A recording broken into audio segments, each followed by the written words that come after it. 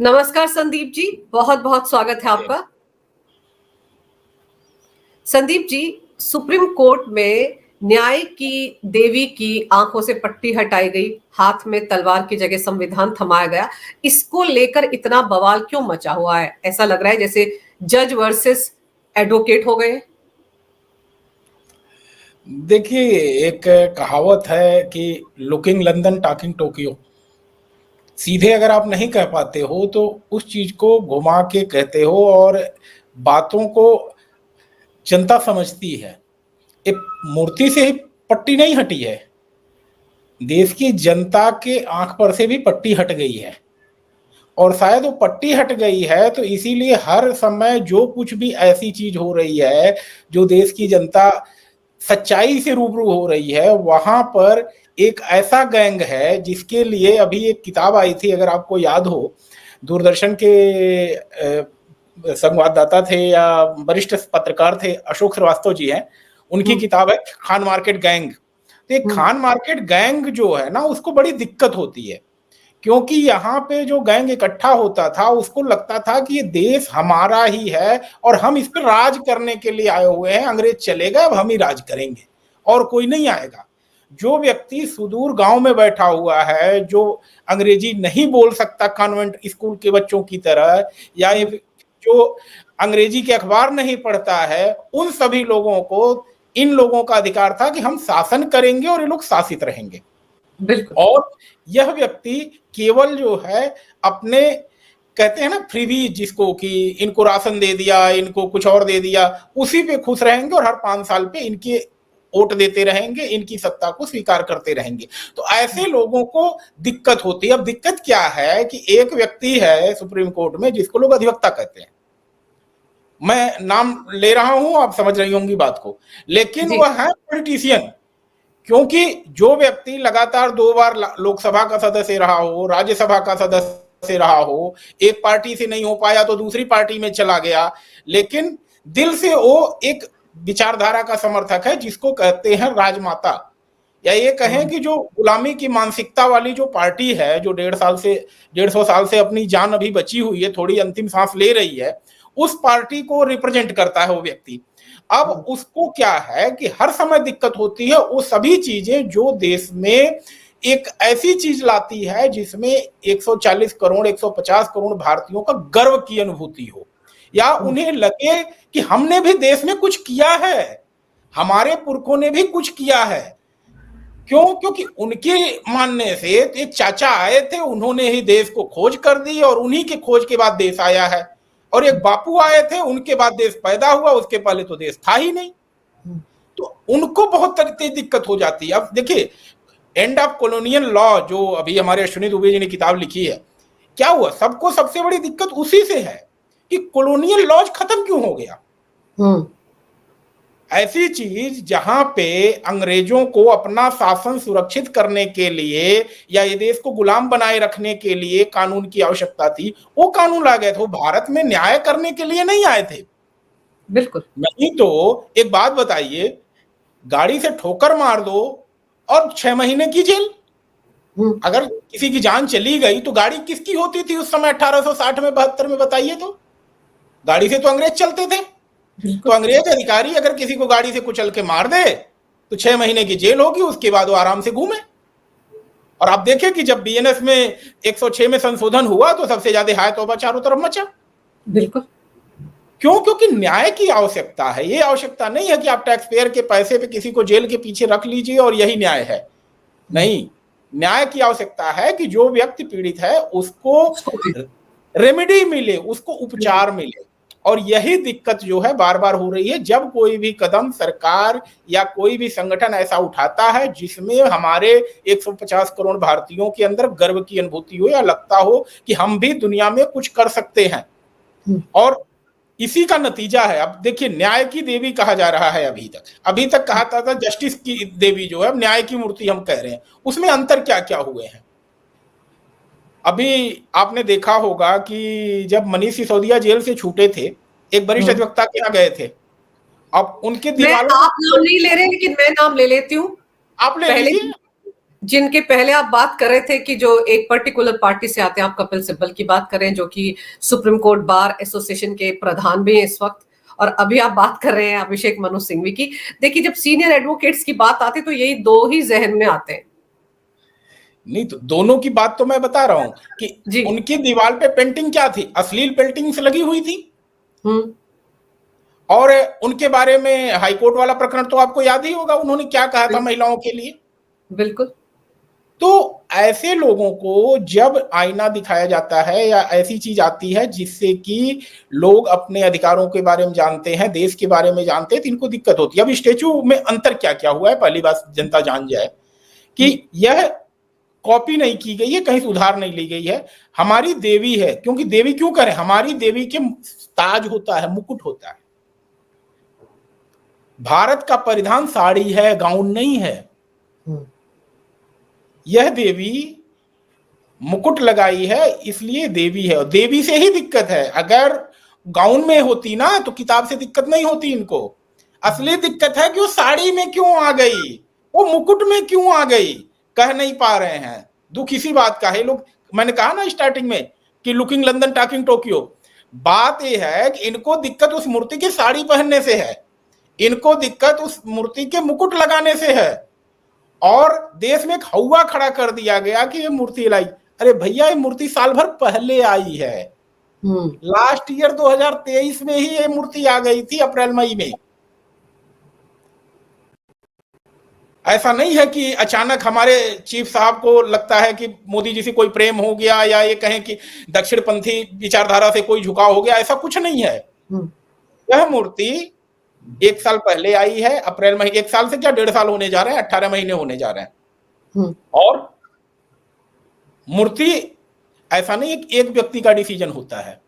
मूर्ति kitchen में चाय की नहीं होती कि आप गए और गैस पे चढ़ा दिया, अकेले बना के लेके आ गए। बकायदा इसके लिए प्रपोजल हुआ होगा, पैसा सैंक्शन हुआ होगा, ये डिसाइड हुआ होगा कौन बनाएगा, मूर्ति में क्या क्या रहेगा, और सारी चीजें माननीय न्यायाधीशों ने मिलकर की होगी। अब बात आती है जो पूरे बार की बात है। बार की बात है कि इस मूर्ति में हमें कंसल्ट नहीं किया गया। पहली बात तो ऐसा है कि सुप्रीम कोर्ट में और एडवोकेट्स जो हैं, हमारे जो जजेज हैं और एडवोकेट्स हैं, दोनों एक परिवार का हिस्सा हैं।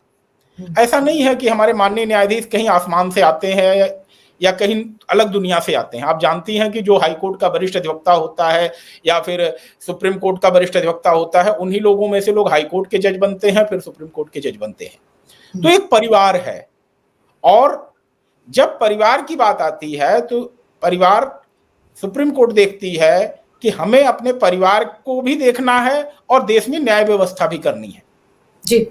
तो इसीलिए समय समय पर जब भी सुप्रीम कोर्ट में कोई सुधार होता है या सरकार की कोई योजना होती है, अभी आपने देखा अप्पू घर पहले हुआ करता था, सड़क के इस तरफ जो होता था, एक इंदिरा गांधी के समय में बच्चों को खेलने की जगह हुआ करती थी अप्पू घर। तो अप्पू घर का जो प्रोजेक्ट बना उसमें भी बार के लोगों को विश्वास में लिया गया और सारी चीजें डिसाइड हुई कि कहाँ पे लॉयर्स के चेंबर होंगे, कहाँ पे सुप्रीम कोर्ट अपना रखेगी, और ये सारी चीजें एक दूसरे से समझ करके कंसल्टेशन करके किया जाता है। लेकिन इस मामले में ऐसा कुछ नहीं है।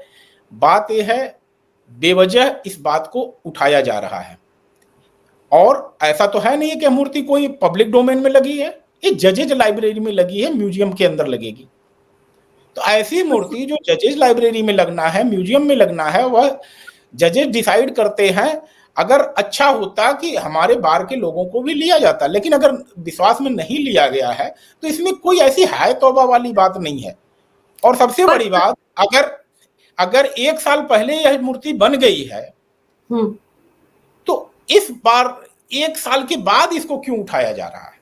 हाँ, और मेरे को ये समझाइए कि प्रस्ताव भी पारित कर दिया सुप्रीम कोर्ट बार एसोसिएशन ने कि हमसे नहीं पूछा गया, हमसे परामर्श नहीं लिया गया। तो क्या परामर्श लेना जरूरी होता है? क्या मैंडेटरी होता है कि अगर जजेस अपनी लाइब्रेरी में या अपने जहां वो बैठते हैं वहां पर कोई बदलाव करें, कोई मूर्ति लगाएं, तो क्या उनको मैंडेटरी होता है कि बार काउंसिल से ठप्पा लगवाया जाए कि हम ये कर ले या ना करें? ऐसा होता है क्या? ऐसी कहीं कोई कानूनी बाध्यता सुप्रीम कोर्ट के लिए नहीं है। पहली बात मैं स्पष्ट करूं, जो प्रारंभ में मैंने कहा कि बार एसोसिएशन और सुप्रीम कोर्ट के जजेज एक परिवार का हिस्सा होते हैं, और यह एक स्वस्थ परंपरा चली आ रही है कि सुप्रीम कोर्ट में जो भी निर्णय होते हैं आपस में समझ करके होते हैं, खास करके जो इस तरह की चीजें होती, न्याय की बात मैं नहीं कर रहा हूं, जजमेंट की बात नहीं कर रहा हूं। तो इस बात को बेवजह का भी इशू बनाया जा रहा है। अगर इशू होता सही मायने में, इस बार को आपत्ति होती ही, मैं स्पष्ट कह रहा हूं, अगर बार को आपत्ति होती तो 12 महीने बार सोती नहीं, जजेज तक बात है उसी समय आ जाती है जिस दिन ये मूर्ति ट्रक से उतरती या किसी गाड़ी से उतरती कि भाई मूर्ति आ गई है बन के। ऐसा नहीं होता है कि हमारे सुप्रीम कोर्ट के जजेज उसको ताले में बंद करके रखेंगे। जब मूर्ति आई होगी तो पहले रखा गया होगा, देखो भैया यही मूर्ति बन के आई, तो हमारे सीनियर एडवोकेट्स ने भी देखा होगा, सबने कहा होगा हाँ भाई बढ़िया मूर्ति है। अब कोई सामने आकर के नहीं बोल रहा है, उसका कारण हो सकता है उनके क्या रीजन है, नहीं बोल रहे हैं लोग, लेकिन सबने कहा होगा हाँ अच्छी मूर्ति आई है, चलिए जहां लगाना होगा लगाया जाएगा। लेकिन अब ये असली इसमें कर्ता धर्ता हमारे अध्यक्ष जी ही हैं, ना एडवोकेट्स को। हाँ, एडवोकेट्स को भी क्या दिक्कत हो सकती है भाई? और तो कपिल सिब्बल साहब को क्या दिक्कत हो सकती है, मुझे ये समझाइए। टाइमिंग तो आपको बता दिया क्योंकि संदीप जी एक तरफ सीजेआई, अब डीवाई चंद्रचूड़ साहब रिटायर हो रहे हैं, संजीव खन्ना जी उनके पद पर बैठेंगे, तो ये जो टाइमिंग है कपिल सिब्बल को क्या दिक्कत हो सकती है? अब क्यों जागे वो नींद से 12 महीने के बाद? देखिए, यह बात किसी को स्वीकार्य नहीं होती है, खास करके राजमाता के पुजारियों को या चरण चुंबकों को, कि कोई भी व्यक्ति सनातन के लिए थोड़ा सा भी सकारात्मक बोल दे। भाई वो भी इंसान है, उनकी भी धर्म में आस्था है, वो भी पूजा पाठ करते हैं। आपने देखा नहीं किस तरह से गणेश पूजा पर आपत्ति की गई लोगों की? बिल्कुल, खान मार्केट गैंग देखिए कैसे हाँ, था। और गणेश पूजा क्या थी भैया? गणेश पूजा राष्ट्रवाद का आंदोलन था, अंग्रेजों को भगाने का एक छद्म आंदोलन था, जिससे अंग्रेज समझ न पाए और देश के लोग संगठित हों। बिल्कुल। और देश को आजाद कराने वाले आंदोलन को अगर सनातन ने आगे बढ़ाया तो फिर उस सनातन के साथ खड़े होने में क्या दिक्कत हो सकती है? मैं एक सेकंड के लिए इसको गलत मान लेता अगर वो दुर्गा पूजा में जाके कहीं खड़े होते, कहीं लंका दहन में खड़े, रावण की प्रतिमा एफिजी जलाए जाने पर वो जाकर उसके सम्मिलित हो दे।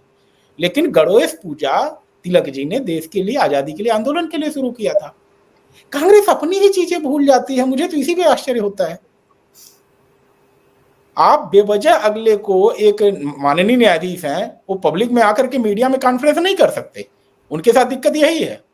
वो चाहे तो भी पॉलिटिकल पार्टीज की तरह अपना एक प्रवक्ता बना लें, रोज शाम को बैठे कि चंद्रचूड़ जी के कहने का मतलब ये नहीं था, सुप्रीम कोर्ट के कहने का मतलब ये नहीं था। लेकिन आप कितना टारगेट करेंगे किसी को? क्या चाहते हैं कि वह व्यक्ति स्वतंत्र रूप से काम न करे? न्यायपालिका पर इस तरह से दबाव बनाना, इस तरह की बातें करना निश्चित ही न्याय के कार्य में हस्तक्षेप है। आप जो कुछ भी कहना था नवंबर तक का इंतजार करते, लेकिन आप जो कुछ भी जजमेंट होने वाले हैं उन सब पे प्रभाव डालना चाहते हैं। तो दिक्कत यही है कि सनातन जहां आ जाता है, जहां पे मदर इंडिया आ जाती है, भारत माता आ जाती है, वहां पर इन लोगों को दिक्कत होने लगती है, जिस पार्टी को अंग्रेज अधिकारियों ने पैदा किया था।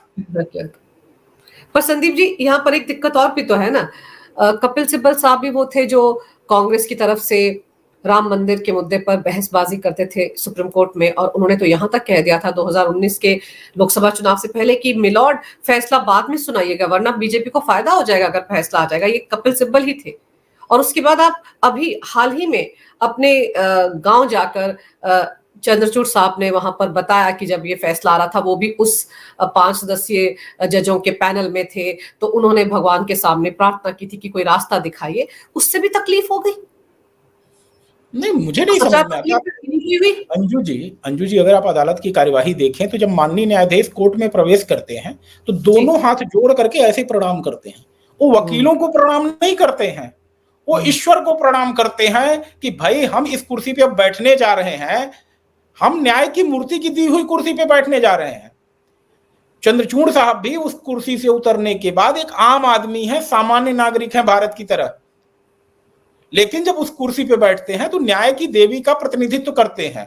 और उस समय वह हाथ जोड़ करके निचली अदालत से लेकर के, मैं कह रहा हूं सिविल जज जूनियर डिवीजन जो मुंसफ का कोर्ट होता है वहां से लेकर के सुप्रीम कोर्ट तक सारे न्यायाधीश हाथ जोड़ते हैं कि भाई जिस न्याय की कुर्सी पे मैं बैठने जा रहा हूं उससे मेरे से कुछ गलत ना होने पाए, प्रार्थना करते हैं ईश्वर से। क्यों? क्योंकि लॉयर केस जीतने के लिए लड़ता है कोर्ट में। आई एम सॉरी अगर किसी वकील को मेरी बात बुरी लग रही हो, हमेशा उस बात को कंसील करता है जो उसके केस के अगेंस्ट होती है या उस केस की मेरिट को कमजोर करती है। बिल्कुल। और विपक्षी वकील उसको निकालता है। लेकिन अगर विपक्षी वकील निकालना चूक गया और जजेज भी उसको नोटिस करना भूल गए, अभी आपने सुना होगा एक सुप्रीम कोर्ट के सीनियर एडवोकेट्स को बहुत लताड़ लगी है, उन्होंने कम से कम 10 मैटर्स में इशू नोटिस करवा ली और चीजों को उल्टी सीधी कोर्ट में रिप्रेजेंट करके। इन सब चीजों से जो है न्यायाधीश ईश्वर से प्रार्थना करते हैं। और अगर हमारे न्यायमूर्ति ने कहा कि जब राम मंदिर का हम फैसला कर रहे थे तो हमने ईश्वर से प्रार्थना की, इसमें क्या गलत था भाई? अब इन सभी चीजों से देखिए सबसे बड़ी बात यह है कि इन लोगों को दिक्कत वहीं शुरू हो जाती है, जैसे कोई कहता है कि मैं मूर्ति पूजक हूं, जैसे कोई कहता है कि मैं गंगा में आस्था रखता हूं, जैसे कोई कहता है कि मैं भारत माता को मानता हूं। अरे भैया भारत माता को मानने वाली बात, मूर्ति की बात आप कर रहे हो, 1978 में मूर्ति लगी हुई है, सुप्रीम कोर्ट के बाहर लॉन्स में लगी हुई है। ये बात अलग है कि उस मूर्ति को समझने के लिए थोड़ा सा आपको ध्यान से देखना पड़ेगा और सुप्रीम कोर्ट की वेबसाइट पे जाना पड़ेगा। और उसमें 1978 में, मैं आज की बात नहीं कर रहा हूं, जब आरएसएस इतनी पावरफुल नहीं थी, भारतीय जनता पार्टी इतनी पावरफुल नहीं थी, तब सुप्रीम कोर्ट ने माना था कि हमारे वेदों में, शास्त्रों में भारत माता का कॉन्सेप्ट है और भारत माता के कॉन्सेप्ट और वैदिक कॉन्सेप्ट को हम देखते हुए यह मूर्ति स्थापित कर रहे हैं जो कि लोकतंत्र की रक्षा कर रही है। उस प्रतिमा में जो मदर बनी हुई है उसकी गोद में एक किताब है और उस किताब पे तराजू का निशान बना हुआ है, संविधान या ये कहें न्याय करने के लिए पुस्तक है और न्याय किया जाएगा। तो न्याय की रक्षा अपने गोद में लेकर के भारत माता कर रही है। अब बात यह है कि सुप्रीम कोर्ट की वेबसाइट पे यह बात लिख दी गई। अब क्योंकि इनकी आइडियोलॉजी को सूट नहीं करता है तो 78 से लेके आज तक किसी को बताया नहीं। अब मैं तो आपसे चाहूंगा कि इस पे एक स्टोरी आप करें कि उस मूर्ति को लोग जान पाए और समझ पाए और जाके देखें, ओपन लॉन्स में है। देखा मैंने। तो लॉन में मूर्ति लग गई, लेकिन मैंने कहा ना कि सुप्रीम कोर्ट का कोई प्रवक्ता नहीं होता है, सुप्रीम कोर्ट का कोई चैनल नहीं है इस तरह की चीजें जो बताए जनता को। भारत माता का कॉन्सेप्ट 1978 में सही था। अगर न्याय की देवी आ जा रही है 2024 में तो दिक्कत हो रही है, क्योंकि वो न्याय की देवी तो सही, क्योंकि आप जिस समय थे उस समय आपको लगता था हम ही हम हैं, तो तब तो सही था। लेकिन आज जब हो रहा है तो आपको लग रहा है नहीं जी ये तो गलत हो रहा है। आपको क्या लगता है कपिल सिब्बल साहब, क्योंकि हमने देखा था आर्टिकल 370-35 के मुद्दे पर भी जब वो पैरवी कर रहे थे जम्मू कश्मीर की कुछ पार्टियों की, तब भी वो किस तरह की दलीलें देते थे और चंद्रचूड़ साहब उनको चुप करवा देते थे। बहुत बार ऐसा हुआ। अभी आरजीकर अस्पताल मेडिकल कॉलेज का मामला जो कोलकाता का चल रहा है उसमें भी हमने बहस में देखा कि किस तरह से फजीहत ही हुई सीनियर एडवोकेट कपिल सिब्बल की। तो कहीं व्यक्तिगत तौर पर अपनी, जिसे कहते हैं ना, भड़ास निकालना, खुंदक निकालना, ऐसी कोशिश कर रहे हैं कपिल सिब्बल साहब? This is totally a personal issue. मैं तो कह रहा हूं कि अगर लॉयर्स का इशू होता तो साल भर से मूर्ति लगी हुई है, आई हुई है, और मैं नहीं समझ पा रहा हूं कि सुप्रीम कोर्ट में कोई भी लॉयर होगा जिसको उस मूर्ति से कोई आपत्ति होगी। भाई उस गैंग को तो अभी सामने आके खड़े हो जाना चाहिए था। चलो भाई संविधान खतरे में हो रहा था, अब चलो एक ऐसी मूर्ति आ गई जिसके हाथ में संविधान है, तो संविधान वाला जो गैंग था उसको तो आकर के इस मूर्ति की पूजा करनी चाहिए थी। आप सोचिए ना, जो संविधान की खतरे की बात करता था वह गैंग बिल्कुल चुप है, वो बोल ही नहीं रहा है। संविधान खतरे वाला गैंग जब संविधान की देवी आके प्रकट हो गई तब गायब हो गया है, और जब तक वो तलवार वाली देवी थी तब तक रोज कहता था संविधान खतरे में है, संविधान खतरे में है। और उस मूर्ति पे पट्टी लगी हुई थी, लेकिन पट्टी लगने के बावजूद वो सारे काम हो रहे थे जो नेपोटिज्म के होते हैं। पब्लिक जान गई है इन लोगों की हकीकत। कहने के लिए समाजवादी पार्टी के टिकट पे राज्यसभा में है आज की तारीख में, लेकिन जनता जानती है कि रक्त तो कांग्रेसी ही है। पर एक चीज और है कि जो ये कह रहे हैं कि देखिए लाइब्रेरी म्यूजियम भी बनने जा रहा है, हमने एतराज किया था कि जजेस का म्यूजियम नहीं बनना चाहिए था, फिर भी उसका काम हो रहा है, और हमने तो एक कैफेटेरिया मांगा था, शायद कैफे कम लॉन्च मांगा था, उसके बारे में कोई नहीं सुन रहा। ये कैसी बात है सर? नहीं, कैफेटेरिया और लॉन्च क्यों नहीं है भाई, है तो चीजें। अभी कल एक उद्घाटन होने वाला है, हुआ है, 1 2 3 करीब 4 कैफेटेरिया हैं आज की तारीख में सुप्रीम कोर्ट के अंदर, कैंपस के अंदर की बात कर रहा हूँ। बाकी जो सड़क के उस पार हमारी सीके दफ्तरी है या दोनों है, उन सब में भी कैफेटेरिया हैं छोटे छोटे। इंडियन कॉफी हाउस की टीम यहाँ पे काम करती है सुप्रीम कोर्ट के अंदर, जो भारत सरकार का संगठन है। तो कैफेटेरिया वाला कोई इशू नहीं है, सीधा सा बात है, वो अपनी खुन्नस निकाल रहे हैं, अपनी ईगोज को ले रहे हैं, और इन सब बातों में लोगों को गुमराह करने की बजाय अगर इस बात पे कहीं साथ खड़े होते तो जनता ज़्यादा समझती। लेकिन क्योंकि आप जब चीज़ों को घुमा के कहते हो और मनसा आपकी लोगों को समझ में आती है, तो शायद आखिर इसीलिए देखिए जनता के मन में कोई इस इशू को लेकर के हायता हुआ नहीं है। जनता देख रही है कि कभी एक मैटर की सुनवाई के लिए उन्हें तमिलनाडु से चल के दिल्ली आना पड़ता था, आज उस मैटर की सुनवाई वो तमिलनाडु में बैठे बैठे भी इसी लिंक से देख ले रहा है। बिल्कुल। तमिलनाडु में बैठा हुआ लॉयर किसी कारण से नहीं आ सकता, तो तमिलनाडु से ही नई दिल्ली सुप्रीम कोर्ट में जुड़ जा रहा है, अपना आर्गुमेंट कर ले रहा है। तो दुकान जो खराब हुई है, दुकान की ग्राहकी जो खराब हुई है, उस सबसे भी दिक्कत हो रही है। जब दुकान नहीं चलती है तो दुकानदार उल्टी सीधी हरकतें करता है, तो वही है, सीधे नहीं कर पा रहे हैं। बात यह है कि चीफ साहब ने इतना काम कर दिया है, खास करके डिजिटल कोर्ट, ई कोर्ट और सर्टिफाइड कॉपीज वगैरह को लेकर के जो डिजिटल चीजें कर दी, ह्यूमन इंटरवेंशन बिल्कुल खत्म कर दिया। पूरे देश के वकीलों को उन्होंने रास्ता खोल दिया कि आप सुप्रीम कोर्ट में आइए, आप आर्गुमेंट करिए। ये जो कुछ चंद लोगों की दुकान थी, उसको उन्होंने हर भारतीय अधिवक्ता के लिए खोल दिया, तो दिक्कत तो होगी ही। अब सीधे नहीं कह सकते ना कि भाई हमें सुप्रीम कोर्ट में अब थोड़ा कम पूछा जा रहा है क्योंकि छोटे वकील भी रिलीफ पा जा रहे हैं, या फिर ये कहा जाए कि ऐसे लोग जिनके अप्रोच नहीं है वो लोग भी सीनियर डेजिग्नेट हो रहे हैं। भाई ये सब दिक्कत होती है ना, क्योंकि सीनियर डेजिग्नेट होने के लिए पहले होता था भाई अगर आप नियर एंड डियर वंस हैं तभी तो आप सीनियर डेजिग्नेट होंगे, तब आप सीनियर एडवोकेट बनेंगे। हाँ, तब आप सीनियर एडवोकेट बनेंगे। आज क्या है कि सुप्रीम कोर्ट ने कुछ गाइडलाइन बना रखी है, कुछ फार्मूले रख रखे हैं, उस पर अगर आप सेट बैठेंगे तो आपका नाम सुप्रीम कोर्ट में सीनियर एडवोकेट के लिए जाएगा या हाई कोर्ट में जाएगा और आप डेजिग्नेट होंगे। तो आप सही कह रहे हैं कि दरअसल दिक्कत कुछ और है, बात कुछ और कहीं और है, उसको घुमाने की बात हो रही है, माहौल बनाने की बात हो रही है, और इस तरह से माहौल बनाने से कोई चीज नहीं होगी। क्योंकि जब काम आप करते हो ना, जब आप काम करते हो ग्राउंड पे, तो आपके खिलाफ कितना भी माहौल बनाया जाए उससे फर्क नहीं पड़ता। छोटी मोटी गलती हो जाती है लोगों से, मैं इससे इनकार नहीं करता। देखिए आखिर 2 टेन्योर मोदी जी ने पूरा किया, तीसरे टेन्योर में आप देखा कि थोड़ा सा नतीजा ठीक नहीं आया, लेकिन फिर जनता को लगा कि भाई अब हरियाणा में हमको करेक्ट करना चाहिए, तो लोगों ने किया। तो इस तरह की चीजें जब ग्राउंड पे होती हैं, आप इस बात से कैसे इनकार कर सकते हैं कि आज से और 10 साल पहले में बहुत अंतर आ गया है। जैसे अपने मोदी साहब हैं गुजराती भाई, वैसे ही महाराष्ट्रियन भाई भी हैं अपने, और वो भी जब आए थे तो उन्होंने कहा था कि मैं इस चीफ की कोर्ट में एक भी किताब नहीं देखना चाहता हूं। और अभी भी अगर कोई लॉयर पेपर बुक लेकर के चला जाता है कोर्ट में उनके सामने, तो कहते हैं वेयर इज योर आईपॉड, आपका लैपटॉप कहाँ है, पेपर से क्यों आर्गुमेंट कर रहे हो। इस सब चीजों को नोटिस करते हैं।